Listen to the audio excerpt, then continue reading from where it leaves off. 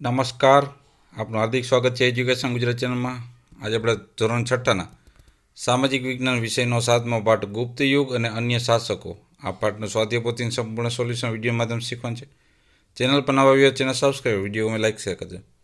પહેલો પ્રશ્ન, નીચેના દરેક પ્રશ્નના જવાબ માટે આપેલા વિકલ્પમાંથી સાચો વિકલ્પ પસંદ કરીને જવાબ આપવાનો છે. પહેલું પ્રશ્ન, ગુપ્ત વંશનો સ્થાપક કોણ હતો? તે તો સ્ત્રીગુપ્ત. બીજો પ્રશ્ન, ગુપ્ત સંવંતની શરૂઆત કોણે કરાવી હતી? તો ચંદ્રગુપ્ત પ્રથમે.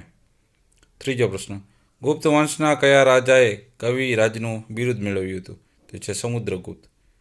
ચોથો પ્રશ્ન, સિક્કામાં કયા રાજાને વીણા વગાડતો દર્શાવવામાં આવ્યો છે? તો છે સમુદ્રગુપ્તને. પાંચમું, ચંદ્રગુપ્ત બીજાના સામ્રાજ્યની સરહદો ખાલી જગ્યા રાજ્યને અડીને આવેલ છે? તો એ છે શક વંશ, શક રાજ્યના. છઠ્ઠું પ્રશ્ન છે, ચંદ્રગુપ્ત બીજાના સમયમાં શક અને ક્ષત્રપો કેટલા વર્ષથી પગદંડો જમાવીને બેઠા હતા? તો 300 વર્ષથી. સાતમો પ્રશ્ન, ભૃગુ કચ્છ હાલ કયા નામે ઓળખાય છે? તો ભરૂચ. આઠમો પ્રશ્ન, વિક્રમાદિત્યના રાજવેદ કોણ હતા? તે હતા ધન્વંતરી. નવમો પ્રશ્ન, દિલ્હી ખાતે લોહ સ્તંભનું નિર્માણ કોના સમયમાં થયું? તો ચંદ્રગુપ્ત બીજાના સમયમાં. દસમો પ્રશ્ન, દિલ્હી પાસેના મેહરૌલી ખાલી જગ્યાને સદીઓ થયા છતાં હજુ સુધી કાટ લાગ્યો નથી? તો છે લોહ સ્તંભને. 11 પ્રશ્ન, ગુપ્ત યુગની રાજધાની ઉજ્જૈન હાલ કયા રાજ્યમાં આવેલ છે? તો આવેલ છે મધ્યપ્રદેશમાં. 12મો પ્રશ્ન, કુમારગુપ્તના સમયમાં કઈ વિદ્યાપીઠની સ્થાપના થઈ હતી? તો એ નાલંદા વિદ્યાપીઠ. 13મો પ્રશ્ન, નાલંદા વિદ્યાપીઠ હાલના કયા રાજ્યમાં આવેલ છે? તો છે બિહારમાં. પ્રશ્ન નંબર 14, ગુપ્ત યુગના શાસકોના પ્રથમથી ક્રમમાં ગોઠવો. તો સૌથી પહેલાં આવે ચંદ્રગુપ્ત પ્રથમ, પછી સમુદ્રગુપ્ત, પછી ચંદ્રગુપ્ત બીજો અને છેલ્લે આવશે સ્કંદગુપ્ત. 15 પ્રશ્ન, કયા શાસકના સમયમાં ગુપ્ત સામ્રાજ્યની આર્થિક સંપત્તિમાં ઓટ આવી છે? તો છે સ્કંદગુપ્તના. પ્રશ્ન નંબર 16, ગુપ્ત યુગમાં શાનો ખૂબ જ વિકાસ થયો હતો? તો છે ખેતી, આંતરિક વેપાર અને આંતરરાષ્ટ્રીય વેપાર. પ્રશ્ન નંબર 17, ગુપ્ત યુગમાં નાળિયેરીની ખેતી ખાલી જગ્યામાં થતી હતી? તે થતી હતી કામરૂપમાં. 18 પ્રશ્ન, ગુપ્ત યુગ દરમિયાન બંગાળમાં પુષ્કળ પ્રમાણમાં શું થતું હતું? તેનો જવાબ છે ચોખા અને રેશમ. 19મો પ્રશ્ન, ગુપ્ત યુગમાં રાજા કર તરીકે ઉત્પાદનનો કેટલો ભાગ લેતા? તો એ લેતા 6ઠ્ઠો ભાગ. 20મો પ્રશ્ન, ગુપ્ત યુગની આર્થિક વિશેષતા કઈ છે? તો એ છે આંતરરાષ્ટ્રીય વેપારની. 21મો પ્રશ્ન, ગુપ્ત યુગ દરમિયાન ભારતથી સ્થળ માર્ગે ખાલી જગ્યા થઈને યુરોપ સુધી માલસામાનની નિકાસ થતી, તો મધ્ય એશિયા થઈને.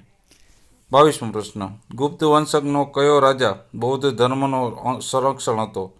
તો એ તો સમુદ્રગુપ્ત. 23મો પ્રશ્ન, વાઘભટ્ટે આયુર્વેદિક ક્ષેત્રે કયો ગ્રંથ લખ્યો હતો? તો એ તો અષ્ટાંગ હૃદય સંહિતા. 24મો પ્રશ્ન, ગુપ્ત યુગ દરમિયાન કયા બે પ્રાણીઓની દવાઓ શોધાઈ હતી? તો હાથી અને ઘોડાની. 25મો પ્રશ્ન, હર્ષવર્ધનને કઈ સાલમાં રાજ્યારોહણ કર્યું હતું? તો ઈસવીસન 606માં. 26મો પ્રશ્ન, હર્ષવર્ધનના શાસનકાળ વખતે દખ્ખણમાં કયો શક્તિશાળી રાજા હતો? તો એ તો પુલકેશી બીજો.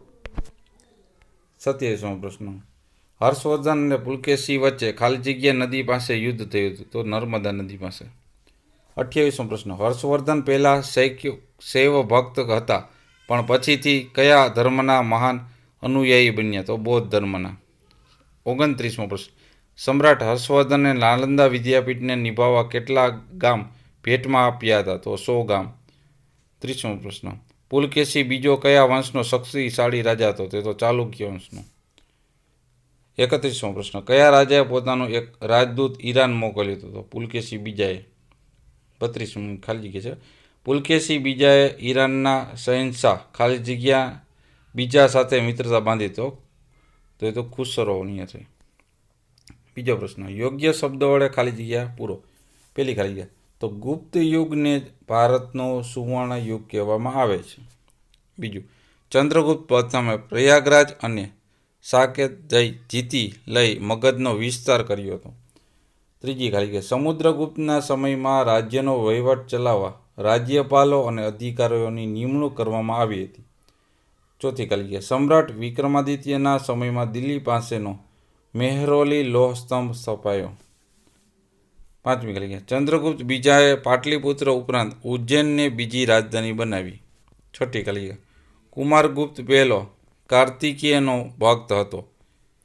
સાતમું ગિરનારના અભિલેખમાં જણાવ્યા પ્રમાણે સ્કંદગુપ્તે શાસનકાળના શરૂઆતના વર્ષોમાં હુણોને હરાવ્યા હતા. આઠમી કરી ગયા ગુપ્ત યુગમાં ગાંધારમાં શેરડીની ખેતી થતી. નવમી કરી ગયા ગુપ્ત યુગમાં હિન્દ ધર્મ અને સંસ્કૃતિ પૂર્ણ કળાએ ખીલેલા જોવા મળે છે. દસમી કરી ગુપ્ત સમ્રાટો વૈષ્ણવ ધર્મના રાજ્ય ધર્મનો દરજ્જો આપતા.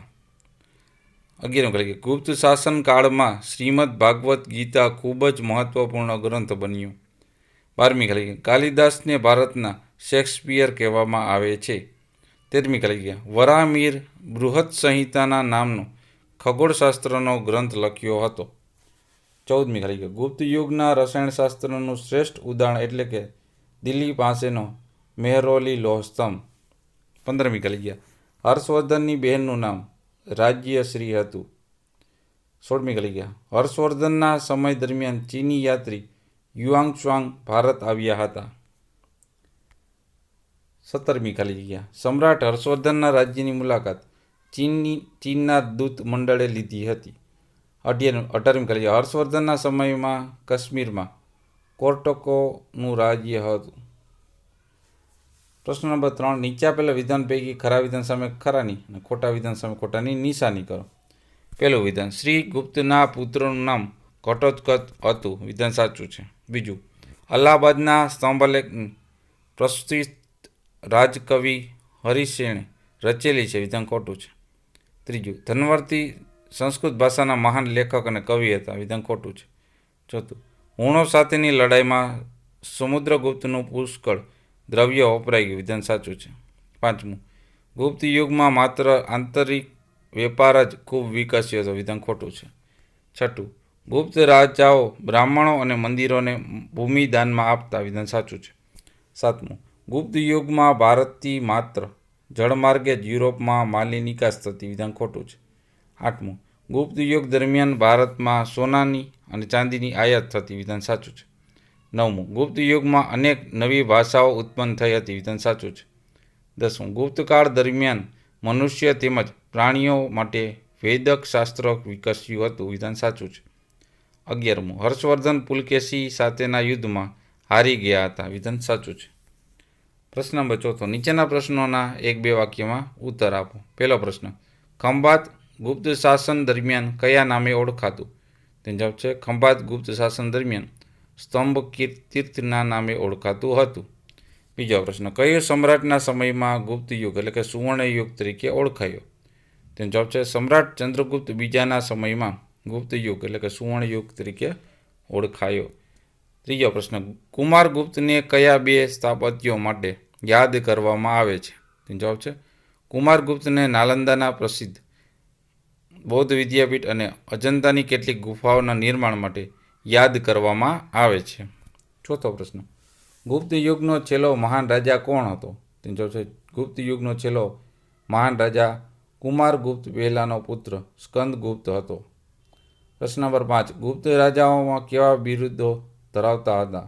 તેનો જવાબ છે ગુપ્ત રાજાઓ મહારાજા ધીરાજ પરમ ભાગવત જેવા બિરુદો ધરાવતા હતા.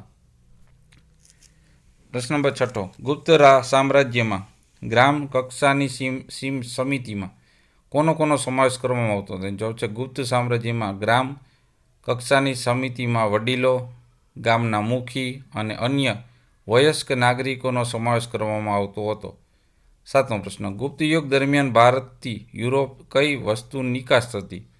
તો ગુપ્ત યુગ દરમિયાન ભારતથી સુતરાઉ કાપડ, રેશમી કાપડ અને મસાલાની નિકાસ થતી હતી. પ્રશ્ન નંબર 8મો ગુપ્ત યુગમાં કોની પૂજા પ્રચલિત થઈ હતી? તે જવાબ છે ગુપ્ત યુગમાં મહિષાસુર મર્દની એટલે કે દુર્ગા, સૂર્ય અને કાર્તિકેયની પૂજા પ્રચલિત હતી. 9મો પ્રશ્ન બૌદ્ધ ધર્મના કયા 2 પંથ ગુપ્ત યુગ દરમિયાન વિકસ્યા હતા? ગુપ્ત યુગ દરમિયાન બૌદ્ધ ધર્મના મહાયાન અને હીનયાન પંથ વિકસ્યા હતા.